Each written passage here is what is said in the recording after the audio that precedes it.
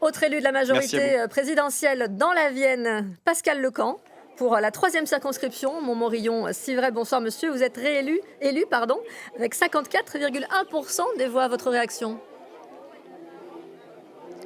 Ma réaction, c'est d'abord d'être fier et c'est un honneur de pouvoir représenter tous les habitants de la 3e circonscription à l'Assemblée nationale. Et puis j'ai entendu ce que vient de dire Sacha, j'ai la même remarque au niveau national. Moi j'avais dit hier soir que si on gagnait 55-45, ça serait un mauvais résultat. Que si c'était soit un tiers, deux tiers, comme Jean-Michel Clément en 2017, ça aurait été un très bon résultat.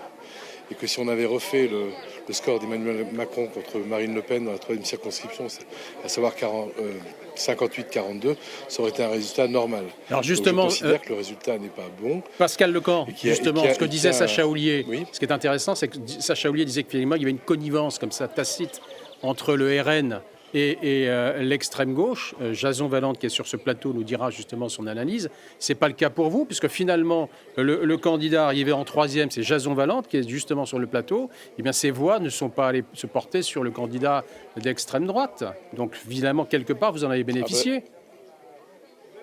Je pense qu'il y a des voix qui ont été portées sur le candidat d'extrême droite, enfin du Rassemblement national, parce que il y avait l'extrême droite, il y avait l'extrême gauche, et moi je me suis toujours défini avec un peu d'humour comme l'extrême centre, mais notre centre dans la 3e circonscription était très éclaté entre Jean-Michel Clément, Monsieur Zerbib sur LR à droite, Jean-Michel Clément à gauche et François Bock, le candidat de la majorité départementale. Au total, si vous faites la somme de ces quatre, entre guillemets, centre, droit et gauche, on aurait dû gagner 2 tiers, 1 tiers, comme Jean-Michel Clément en 2017.